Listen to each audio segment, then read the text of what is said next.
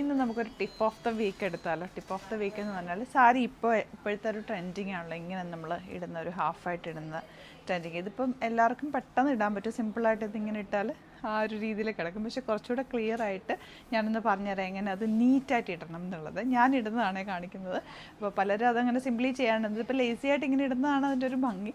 അതല്ല, നമുക്ക് അതേപോലെ തന്നെ കിടക്കണം എന്നുണ്ടെങ്കിൽ ജസ്റ്റ് ഇതിങ്ങനെ എടുക്കുക.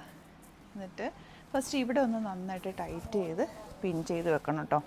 നല്ല നീറ്റായിട്ട് പിൻ ചെയ്ത് വെച്ചിട്ട് ഈ ഒരു പോർഷൻ എത്രയാണോ നമുക്ക് വേണ്ടത് അതിന് ജസ്റ്റ് മുകളിലേക്ക് ഇങ്ങനെ എടുക്കുക. എടുത്തു കഴിയുമ്പോൾ ഇത് ഇങ്ങനെ കുറച്ച് ചുളുങ്ങിയൊക്കെ കിടക്കുന്നുണ്ടാവും. അപ്പോൾ നിങ്ങൾ ചെയ്യേണ്ട ഇന്ന പോർഷനിൽ ഇതുണ്ട്, ഇവിടെ ഒരു പിന്ന് കൂടി കുത്തണം കേട്ടോ. സെക്കൻഡ് ഒരു പിന്ന് കുത്തിയില്ലെങ്കിലും കുഴപ്പമില്ല, അത് ക്യാരി ചെയ്യാൻ അറിയാവുന്നൊരു പിന്ന് കുത്തണ്ട. ഇവിടെ നമ്മൾ ഇന്ന പോർഷനിൽ ഇതിങ്ങനെ ഒന്ന് ക്ലിയർ ചെയ്ത് കഴിഞ്ഞാൽ ആ ഒരു ഷേപ്പ് നമുക്കിവിടെ കറക്റ്റ് കിട്ടും. അങ്ങനെ ഷേപ്പാക്കിയിട്ട് ജസ്റ്റ് ഇങ്ങനെ വെച്ച് കഴിഞ്ഞാൽ നീറ്റായിട്ട് അതുപോലെ തന്നെ ഇരിക്കും. ഇതിങ്ങനെ ക്യാരി ചെയ്യാൻ പറ്റില്ല എന്നുള്ളവർക്ക് ജസ്റ്റ് ഇവിടെ ഒരു പിന്ന് കുത്തി വെക്കാം.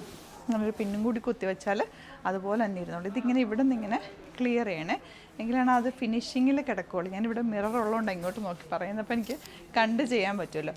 ഇത് സിമ്പിളൊരു ടിപ്പാണ്, പലരും ചെയ്യുന്നുണ്ടാവും. എങ്കിലും അറിയാൻ മേലാത്തവർക്ക് വേണ്ടിയിട്ട് ഞാനൊന്ന് പറഞ്ഞതേ ഉള്ളൂ.